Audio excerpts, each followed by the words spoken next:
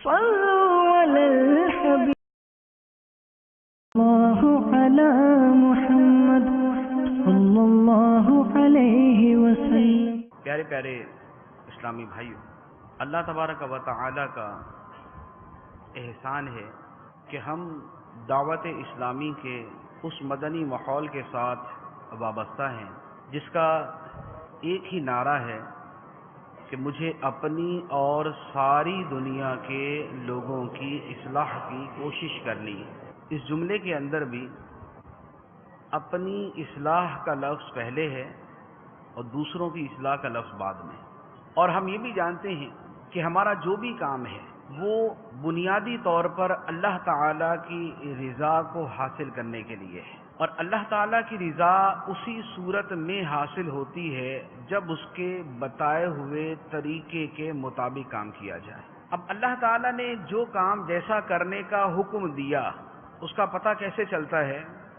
اس کا پتہ چلتا ہے شریعت کے بتائے گئے شرعی مسائل سے، ورنہ بہت مرتبہ ایسا ہوتا ہے کہ ہم اپنے طور پر کوئی نیک عمل کرتے رہتے ہیں، 20-25 سال گزر جاتے ہیں تو پتہ چلتا ہے کہ ہمارا کوئی بھی عمل شرعی اعتبار سے درست تھا ہی نہیں۔ جب شریعت کے مطابق عمل نہ ہو تو وہ عمل اللہ تعالیٰ کی بارگاہ میں قبول نہیں ہوتا۔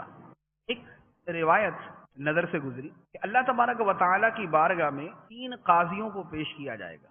3 قاضی، ایک وہ قاضی ہوگا کہ جس نے جرم کی سزا میں 1 کوڑا زیادہ مارا ہوگا۔ اللہ تعالیٰ اس سے پوچھے گا کہ تو نے 1 کوڑا زیادہ کیوں مارا؟ وہ کہے گا یا اللہ مجھے غصہ آیا تھا، تیری نافرمانی ہوئی تو مجھے غصہ آیا تو میں نے 41 مار دیے۔ اللہ تعالیٰ فرمائے گا کہ تو میری نافرمانی پر کیا مجھ سے زیادہ ناراض ہونے والا ہے؟ ایک دوسرے قاضی کو بلایا جائے گا، اس نے اگر 40 مارنے تھے تو اس نے 39 مارے ہوں گے، 1 کوڑا کم مارا ہوگا۔ اللہ تعالیٰ فرمائے گا کہ تو نے 1 کوڑا کم کیوں مارا؟ وہ کہے گا یا اللہ مجھے اس پہ رحم آ گیا۔ اللہ تعالیٰ فرمائے گا کہ تو مجھ سے زیادہ رحم کرنے والا تھا۔ اور ایک وہ ہوگا کہ جس نے پورے شریعت کے مطابق ہی سزا دی ہوگی، تو وہ تیسرے والا جنتی ہوگا اور پہلے دونوں جہنمی ہوں گے۔ کہ اللہ تعالیٰ نے ہمیں ایک کام کرنے کا فرمایا کہ یوں کر کے کرو، جو شریعت کے حکام ہے وہ اللہ کے حکام ہے، اور ہم نے جو ہے اس میں ایکسٹرا آرڈنری ذرا کرنے کی کوشش کی، کو حد سے بڑھ کے کرنے کی کوشش کی۔ تو کیا یہاں پر یہی سوال نہیں آئے گا کہ اللہ تعالیٰ فرمائے گا کہ تجھے میرے دین کی خدمت مجھ سے زیادہ پسند تھی؟ جو کمی بیشی مسائل کے اندر کی جائے گی اور اپنے طور پر شریعت کی تعلیمات سے ہٹ کر حد سے بڑھ کر یا حد سے کم رہ کر کام کیا جائے گا، یہ کام ہمارے حق میں نقصان دہ ہی ہوگا، یہ فائدہ مند نہیں ہو سکتا۔ تو جس کام کے ساتھ شرعی مسائل متعلق ہیں اس کو مسائل جان کر ہی کرنا ضروری ہے۔ پہلے مسائل جانیں اور اس کے بعد وہ کام کرنے کی کوشش کریں۔ پہلے نمبر پہ ہے کہ مسئلہ کیا ہے، یعنی شرعی جو ہے وہ غلطی وہاں پر کیا ہو رہی ہے۔ دوسرے نمبر پہ اس غلطی کی بیس کیا ہے، یعنی شرعاً وہ غلط کیوں ہے، اور تیسرے نمبر پہ یہ ہے کہ اس کا شرعی حل کیا ہے۔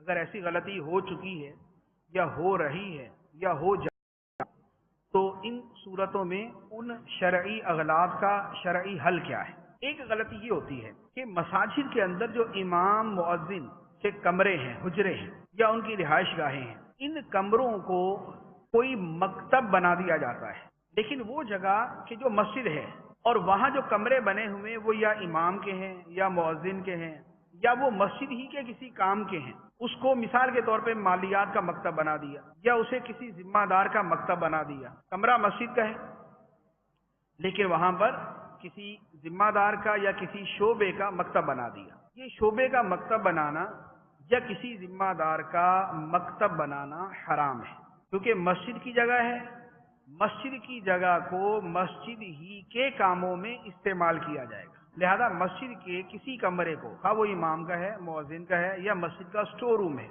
یا مسجد کا کوئی حجرہ ہے، یا مسجد کا کوئی بھی خالی پڑا کمرہ ہے، اسے مسجد ہی کے کاموں میں استعمال کیا جا سکتا ہے۔ مسجد کے علاوہ کسی بھی دوسرے کام میں اس کا استعمال کرنا حرام۔ اب اس پہ شرعی غلطی کیا ہوتی ہے کہ ایک مصرف کے وقف کو کسی دوسرے مصرف میں استعمال کرنا۔ جیسے کوئی بھی شخص اپنا مکتب اٹھا کے ہمارے گھر میں آ کے بیٹھ جائے کہ جناب آپ کا ڈرائنگ روم میں استعمال کروں گا، ہماری مرضی نہیں، بولے میں نیکی کا کام کروں گا، تو بھائی نیکی کا کام کرو گے تو اپنے گھر پہ کرو نا، میرے گھر پہ کیوں آ کے بیٹھ گئے؟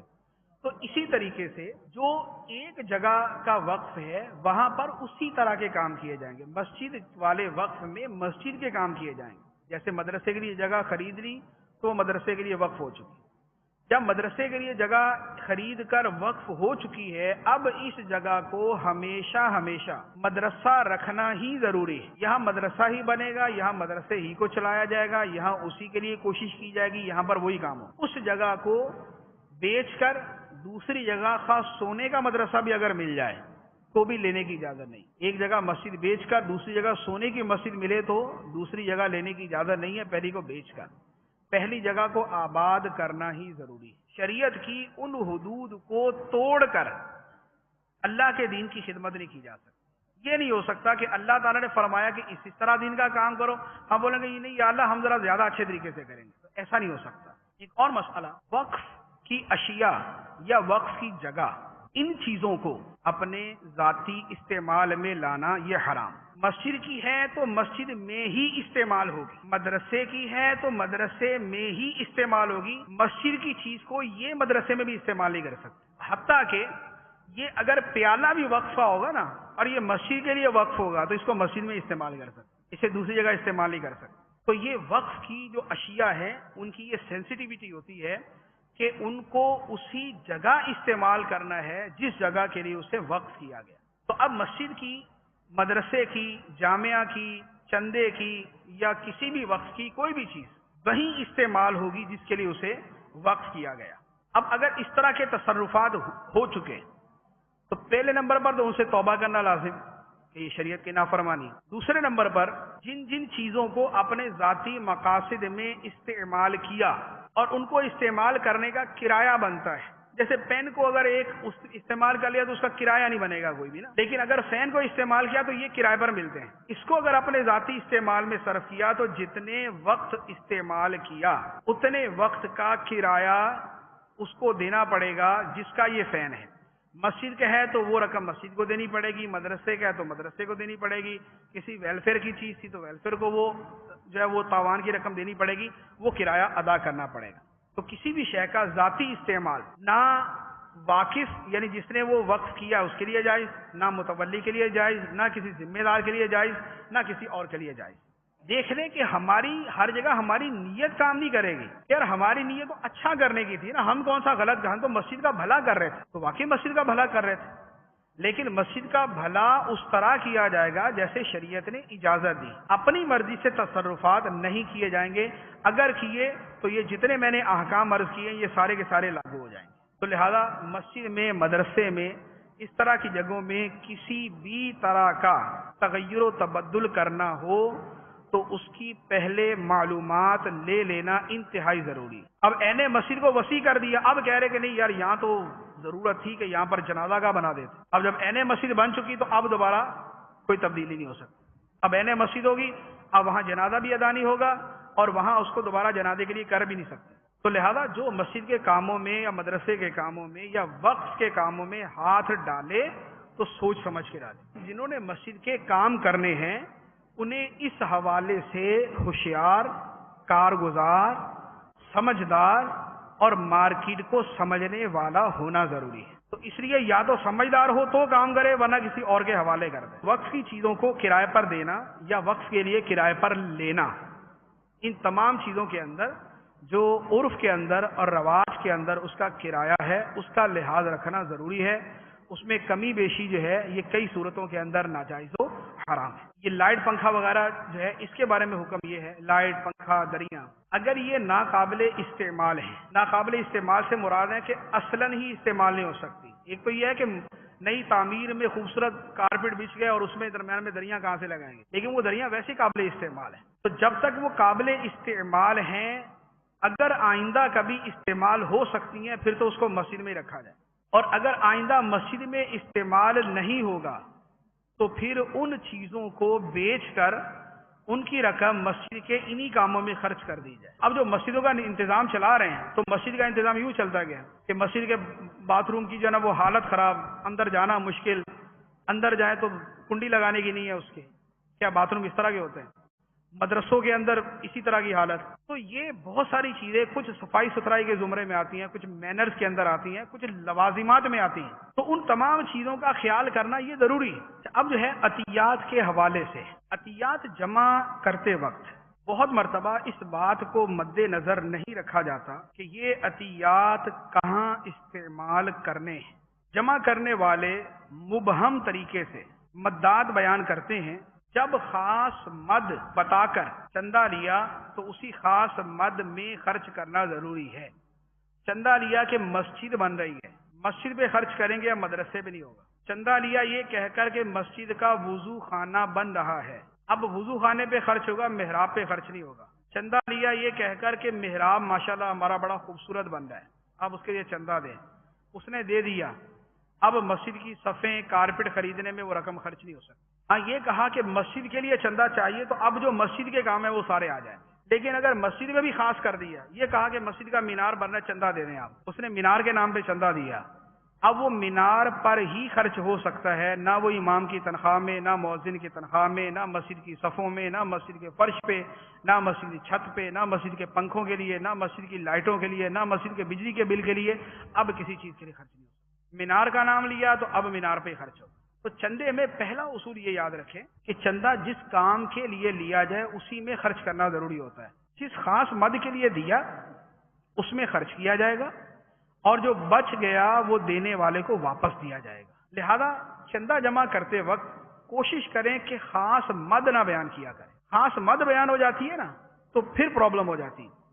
آپ نے پورا زور لگا کے جب ایک ہی چیز بیان کر دی، اب اس ایک چیز کے علاوہ کہیں بھی خرچ نہیں ہو سکتا. تو اس لیے جہاں جہاں ہو سکے وہاں پر اختیارات وسیع کر کے لیں. وسیع اختیارات کہ دعوت اسلامی جو نیک و جائز کام کرتی ہے اس کے لیے آپ چندہ دیں. آپ مثال کے طور پہ بیان کر سکتے کہ دیکھیں ماشاءاللہ ہمارے یہاں فیضان مدینہ بھی بن رہا ہے، اس کی تعمیرات بھی جاری ہے، مسجد بھی ہے، مدرسہ بھی بن رہا ہے، جامعہ بھی بن رہا ہے، مکاتب بھی بن رہے ہیں. اب یہ سارا ایک مائنڈ بنانے کے لیے بیان کر دیا. اب اس کے ساتھ مزید یہ بھی اضافہ رکھیں کہ اس کے علاوہ بھی ماشاءاللہ دعوت اسلامی کے جتنے کام ہیں آپ کے سامنے ہیں. مدنی چینل بھی ہے، دنیا بھر میں مدنی قافلے بھی سفر کرتے ہیں، اور کتنے شعبوں میں ہمارے مدنی کام ہیں، مدرسے بھی ہیں، جامعات بھی ہیں. تو آپ اس حوالے سے تعاون فرمائیں. تو چندہ جو لیں، عطیات لیں، وہ لیتے ہوئے جو ہے وہ اس طرح کے عام اختیار جو ہے وہ لے لیں. وسیع سے وسیع اختیار جتنے ہو سکے وہ لے لیا کریں. خاص مد کے چندے کا حکم میں نے عرض کر دیا کہ خاص مد کا چندہ ہو اسی مد میں خرچ کرنا ضروری. بچ گیا تو واپس کرنا یا نئے سرے سے اجازت لینا ضروری. اور اگر وہ بندہ فوت ہو گیا، جس نے چندہ دیا تھا وہ فوت ہو گیا، تو اب اس کے وارثوں سے اجازت لینا ضروری. زکوٰۃ، صدقہ فطر اور کفارے، ان کی جو رقم ہوتی ہے اس میں کہنے والے کا کسی مد کو خاص کرنے کا اعتبار نہیں. جو نفلی عطیات ہیں جو عام طور پہ لوگ دیتے ہیں ان کے اندر اس کا اعتبار ہوتا ہے کہ دینے والا جس مد کا کہے گا اسی مد میں خرچ کرنا ضروری ہوگا. امیر علیہ سنت کو آپ نے دیکھا مسائل پوچھتے ہوئے مدنی مذاکروں میں لائیو لاکھوں لوگوں کے سامنے اپنے دائیں بائیں بیٹھے ہوئے دارالافتاء کے ذمہ داران سے مسائل پر کلام کرتے ہیں. مسئلہ بیان کرنے کے اندر کوئی آگے پیچھے ہو جائے تو رجوع کرتے ہیں. اب اس سے بڑا رول ماڈل اور کون سا چاہیے؟ لیکن ہم کیا کرتے ہیں، ہم اس کو فضیلت کے کھاتے میں ڈال دیتے ہیں. اور یہ تو امیر علیہ سنت کی عاجزی ہے، یہ تو حضرت کی شان ہے، یہ تو اصحاب کی ماشاءاللہ. یہ اللہ کے بندو وہ یہ سارا کر رہے ہیں، وہ آپ کو صرف دکھانے کے لیے یا کوئی عاجزی کے اظہار کے لیے نہیں کر رہے، وہ پریکٹیکلی دکھا رہے ہیں کہ یہ ہے کرنا. ہمیں شرعی مسائل اس طرح پوچھ کر چلنا ہے اور کسی مسئلے میں رتی برابر بھی شرعی احکام سے ادھر ادھر نہیں ہونا. تو یہ شان جو ہے یہ وہ شان ہے جو ہمیں سکھانے کے لیے نگران شورا روزانہ فون پر یہ ہمارے شرعی معاملات کے حوالے سے جو ہے وہ ڈسکس کرتے ہیں. یہ کرنا جائز ہے یا نہیں، یہ کرنا جائز ہے. اور مجھے نہیں یاد پڑتا کہ ایک دن ایسا گزرتا ہوگا کہ جس میں شرعی مسائل نہ پوچھتے ہوں. یہ ان کا عمل جو ہے یہ بتاتا ہے کہ شرعی مسائل کی ہمیں اتنی ضرورت ہے، اس کے بغیر ہمارا گزارا نہیں. کیونکہ اس کے بغیر چلنے کا نتیجہ یہ ہوگا کہ خلاف شرع کام کریں گے. جو کام اللہ کی رضا کے لیے کریں گے وہ اللہ کی ناراضگی کا باعث بن جائے گا. حلال و حرام کی ساری تمیزیں ختم ہو جائیں گی اور نہ جانے کیا کیا ہوتا جائے. تو دعوت اسلامی کے جو امیر ہیں وہ بھی یہی فرما رہے ہیں کہ بھئی دعوت اسلامی کے نام پر نہ کرو، دعوت اسلامی کا کام کرو اور شریعت کے مطابق کرو. تو ہمیں ترغیب بھی یہی، ہمیں تعلیم بھی یہی، ہمیں درس بھی یہی، ہمیں تاکید بھی اسی کی، اور شرعن ہم پابند بھی اسی کے۔ صلوا علی الحبیب صلی اللہ